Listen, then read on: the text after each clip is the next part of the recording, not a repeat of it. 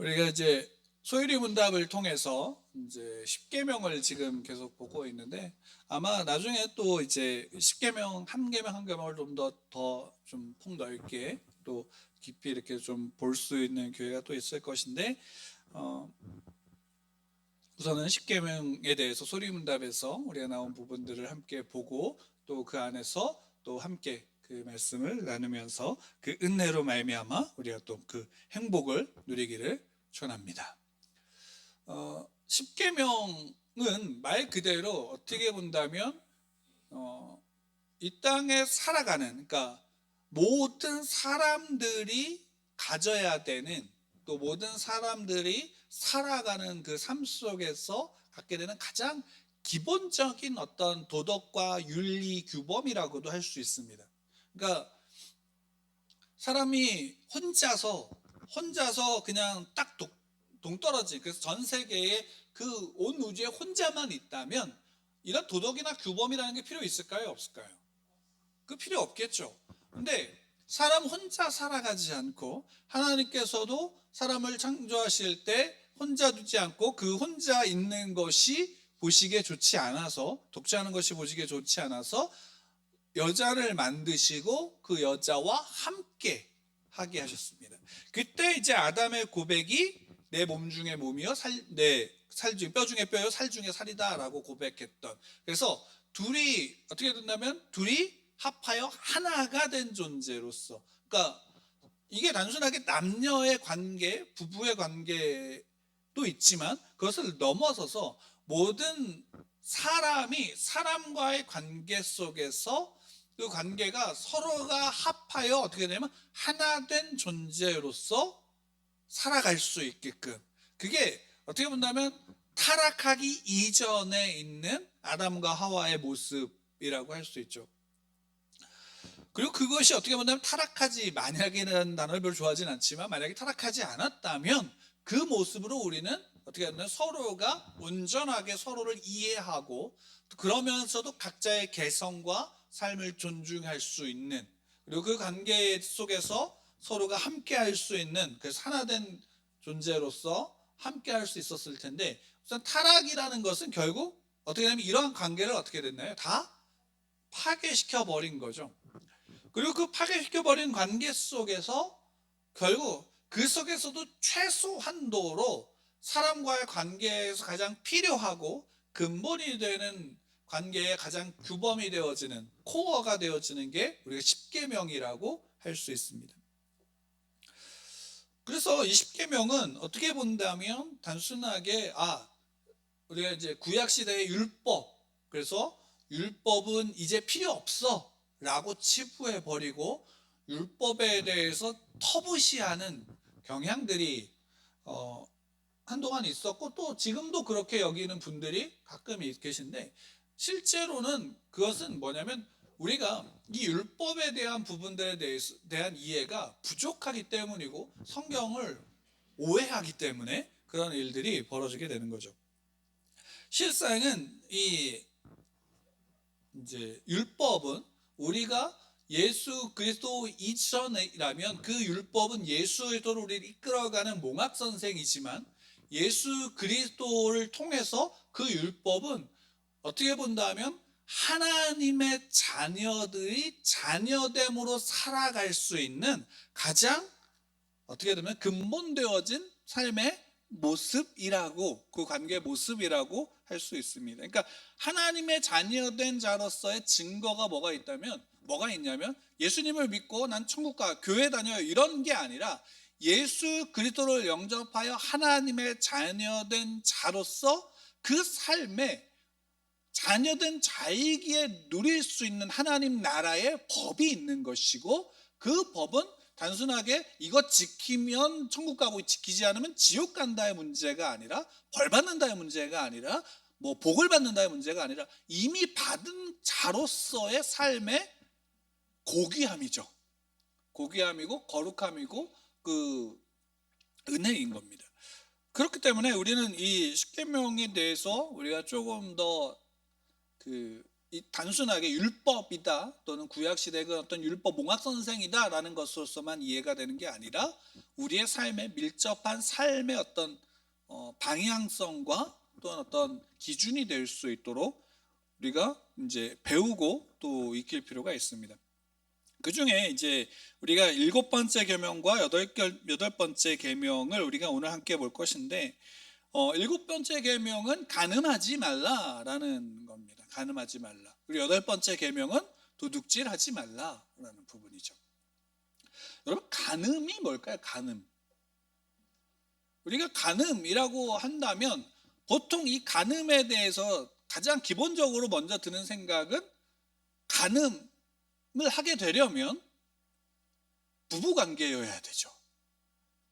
그죠? 1차원적으로 부부관계에 소위 말하는 바람을 피는 것에 대해서 간음이다라고 우리가 보통 얘기를 합니다.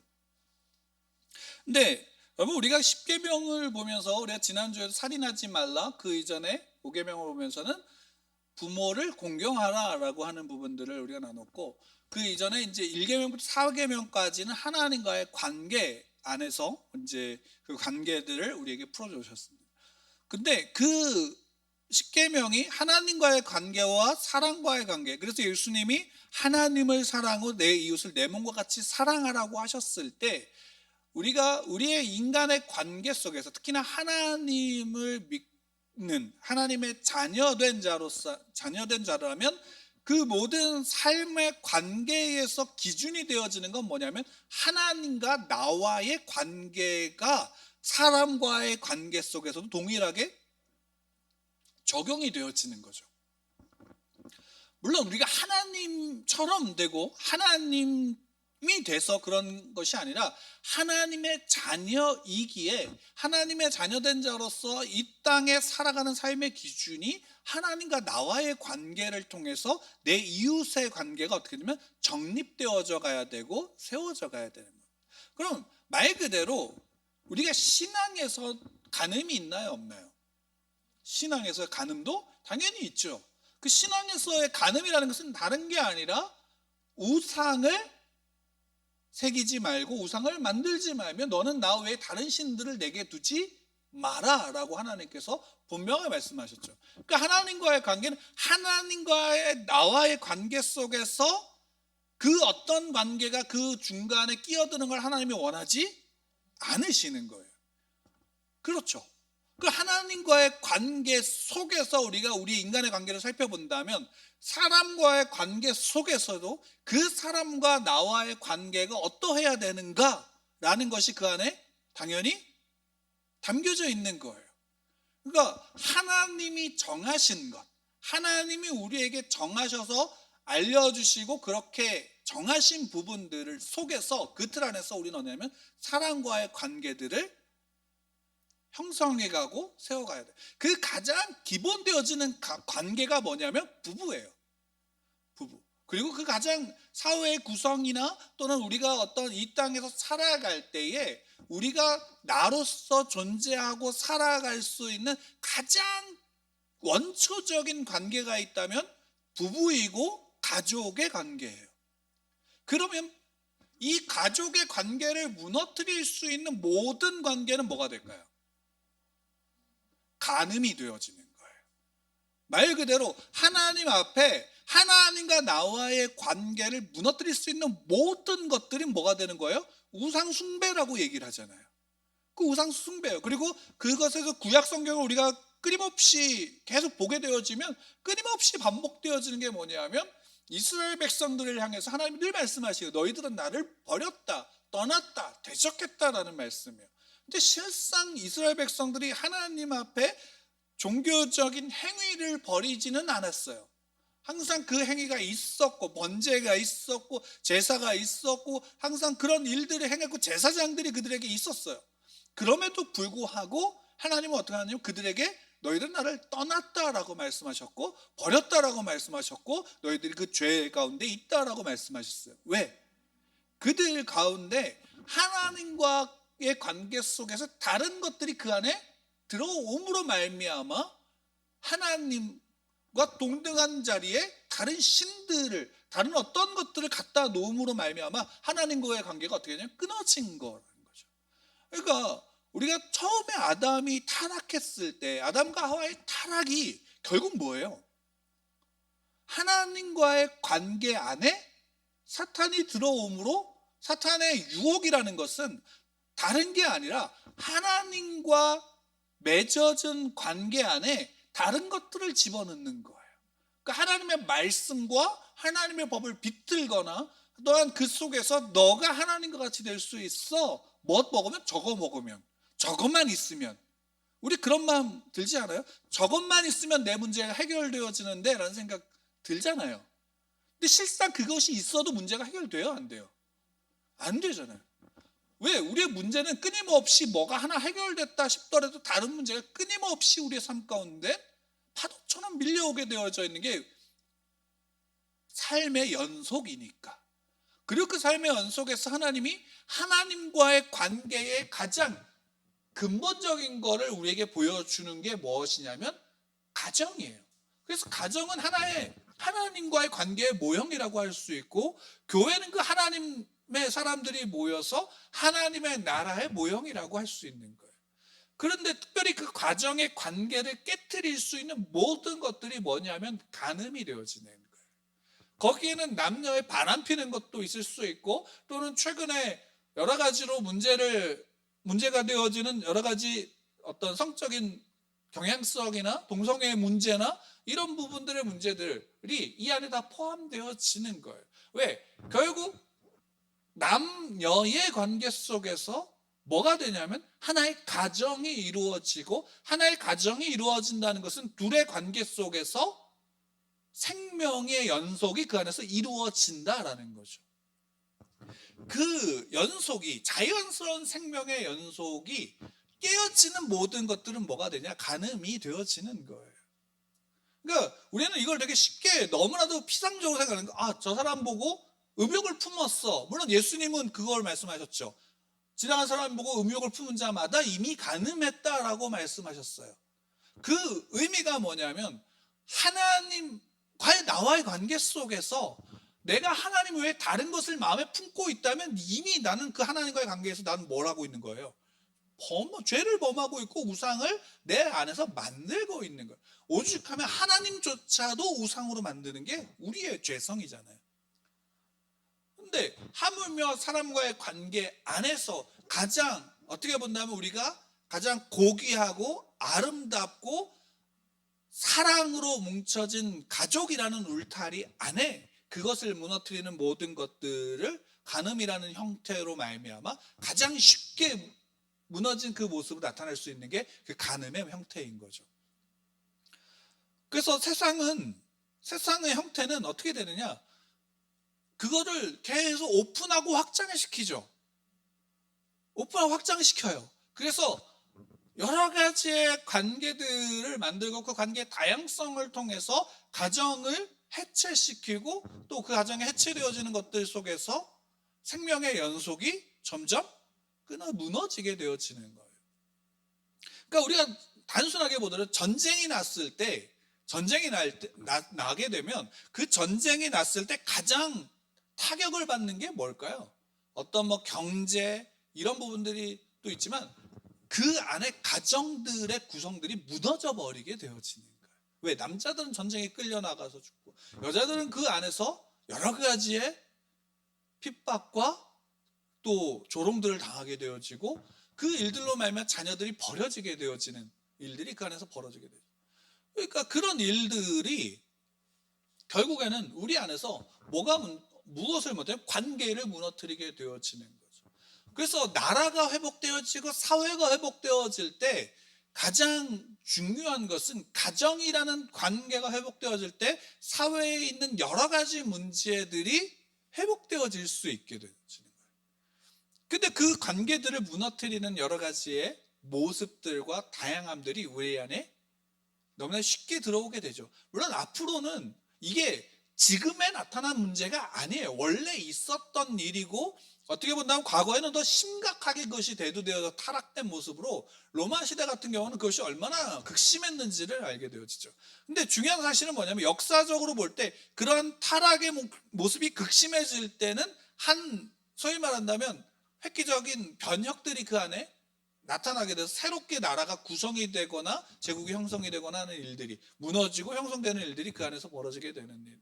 그런데 지금은 어떤 하나의 제국이 만들어지는 그런 문제가 아니라 전 세계적인 차원에서 그런 일들이 짙어지게 되어지면 결국 가장 쉽게 간통이 죄냐 아니냐라는 문제에서 지금 법적으로는 그건 죄가 아니다라고 얘기를 하지만 그러면 그것이 그 기준이 단순하게 세상에서 법이 저것이 죄가 아니니까 우리도 죄로 여기지 않는 모습으로 나아간다면 그거는 분명하게 어떻게 되냐면 우리가 스스로 하나님의 관계에서 우리가 스스로 무너져 버리게 되어지는 거죠. 그래서 그것이 세상의 법이 아니더라도 우리가 그 안에서 뭐를 지키는 하나님의 말씀을 가지고 우리의 고유한 신앙과 우리의 가치를 지켜나가는 거예요. 물론 그것 가지고 나는 누군가를 판단하고 정죄하는 게 아니라 그것 가지고 나를 지키고 내 가정을 지키고 나와 함께하는 사람들을 지켜나갈 수 있게 되어지는 거예요.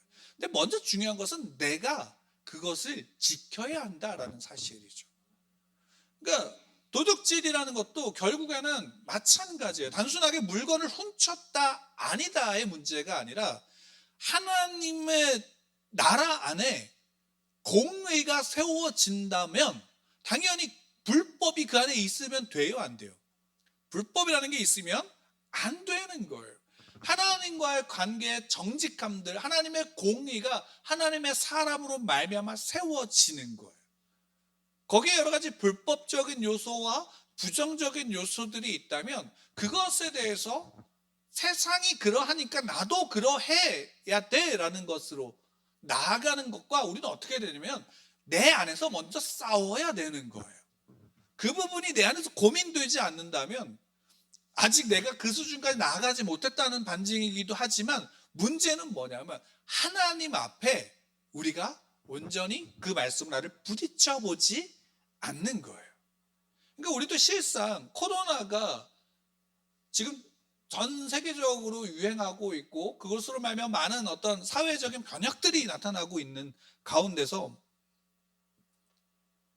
중요한 거는 뭐냐? 그것으로 말미암아 새롭게 부딪혀지게 된 게 뭘까요? 기독교 안에서 여러 가지 본질적인 문제와 부딪히는 거예요. 예배가 어떠냐? 어떤 형태냐? 이런 문제가 아니라 가장 중요하게 여겨야 했던 본질의 문제가 그동안 너무나도 소홀히 되어져 왔고 어떤 형태, 종교적인 형태 속에서 그것이 유지되어 왔다라는 착각을 가지고 있었던 거죠. 그러니까 그 안에서 그러면 교회 안에도 불법이 횡행했었고 그 불법들이 이건 또 한 가지 사회가 발전함으로 나타나는 순기능 중에 하나가 뭐냐면 그 안에 불법이라고 여겨졌던 것들이 밝혀지고 있어요, 없어요? 교회 안에서 불법으로 행했던 것, 그러나 인지하지 못했던 것들이 밝혀지고 있는 부분들인 거죠. 그럼 그런 것들이 우리 안에서 뭘 보냐? 하나님의 말씀 앞에 이게 율법의 10계명에 이것이 우리 가운데 분명하게 우리에게 말씀해주고 있는 문제인 거예요. 도둑질하지 마라. 단순하게 남의 물건 훔치지 마라. 라는 것의 차원을 넘어서 우리 안에 하나님의 공의가 세워짐으로 말미암은 하나님의 정의가 우리의 삶 가운데서 내 안에서 부딪혀져야 한다라는 사실이에요. 그러니까 나는 하나님을 믿는데 하나님의 은혜로 말미암아 마땅히 하나님의 사람으로서 이 땅에 존재해야 되는 바로 그 온전한 모습에 대해서 내가 싸우고 있지 않다면 우리는 내 신앙에 대해서 무엇에 대한 부분들을 놓치는 거냐면 하나님과의 관계를 놓치는 거예요. 하나님과의 관계. 왜? 하나님과 관계가 부모와 자녀의 관계로 통해서 비추어 본다면 부모가 자녀가 잘못되어지는 모습 속에서 있는 것들을 그냥 내버려 두나요? 아니면 어떡하나요? 때로는 내버려 두든 어쨌든 모든 것 속에 그 아이가 그것을 깨닫고 돌이키며 바로 세워지기를 바라는 사랑의 마음으로 말미암아 어떻게 관심을 가지고 있잖아요. 반대로 아이 또한 부모와의 관계 속에서 내가 잘못된 행동들을 배우면 그 다음에 그것과 똑같은 행동들을 하려고 하는 게 아니라 하려고 할 때 그것과 어떤 내적인 갈등들이 그 안에서 일어날까요? 안 일어날까요? 일어나게 만드는 게 부모의 모습이에요. 왜? 그래서 스스로가 정당하게 자랄 수 있도록, 바르게 자랄 수 있도록 이끌어가는 게 부모고, 자녀들은 부모를 통해서 그것을 바라보고 배워가는 게 자녀죠. 이 관계가 하나님 앞에서 우리를 비추어 본다면 당연히 우리는 하나님이 우리에게 아무런 갈등도 없이 해오던 대로 똑같이 하면 된다라고 하나님 우리에게 가르쳐 주시는 것이 아니에요. 왜? 우리가 살아가는 시대가 다르고 환경이 다르고 여러 모양들이 달라요. 그러면 그 안에서 우리는 그것이 하나님의 앞에 정당하고 온전한 것인지를 비추어서 점검해 봐야 되고, 잘못된 것인지에 대한 고민을 할 필요가 있는 거예요. 그런 고민을 하지 않으면 우리는 그 안에서 어떻게 되느냐면, 그냥 소위 말하면 이렇게 말씀을 드릴게요. 율법적인 신앙, 율법주의적인 신앙을 따라가는 것밖에 되지 않아요. 실상 율법에 대해서 배격해야 된다라고 얘기하는 사람들이 굉장히 율법적인 것으로 말미암아 신앙의 비교와 신앙의 정죄를 하는 것을 우리는 쉽게 볼 수 있잖아요. 그 모습 속에서 단지 간음하지 말라, 도둑질하지 말라라는 것이 우리의 사람의 관계에서의 어떤 형태 속에서만이 아니라 우리가 하나님과의 관계 안에서 하나님과의 그 관계가 기본이 된 상태에서 우리의 사람의 관계를 어떻게 되면 되돌아볼 필요가 있는 거예요. 되짚어 볼 필요가 있는 거죠. 우상 숭배와 간음은 같은 거예요. 이렇게 좀 오해하실 수 있지만 우상 숭배와 간음은 같은 거예요. 왜? 하나님도 우상 숭배에 대한 것에 대해서 뭐라고 하면 간음했다라고 말씀하셨잖아요. 하나님의 것을 우리는 도둑질 하나요, 안 하나요? 하나님의 것을 도둑질 하지요.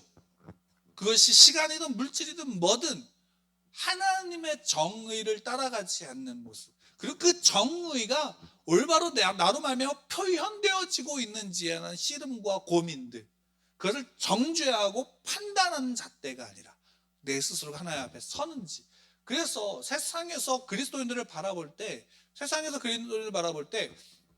우리들의 뭘 바라보냐면 우리들의 기적을 바라보지 않아요. 여러분, 우리가 오해하는 게 뭐냐면 세상은 우리의 기적을 바라본다라고 생각해요. 근데 실상은 기적이 아니라 우리가 하나님의 정의와 사랑과 관계 속에서 그 관계를 살아내느냐의 문제가 더 중요해요. 기적은 한 번 보였다가 안 보여지면 그것으로 끝이에요. 그것으로 끝이에요. 여러분, 우리가 바라봐야 되는 건 하나님과의 관계 속에서 우리의 관계들을 되짚어 보는 거예요. 그리고 그 관계 속에서 우리가 어떤 일이 벌어지냐면 내가 회복되는 거예요. 내가 회복되면 가족의 관계가 회복되어지는 걸로 순차적인 연쇄 반응이 나타나게 되어지는 거예요. 그것을 잃어버린다면, 그것을 모른다면 우리는 뭐냐면 하나님과의 관계가 정말로 맹목적인 무식한 신념에 휩싸인 신앙밖에 될 수가 없어요. 그거는 우리가 쉽게 우리 주변에서 많이 볼 수 있을 겁니다.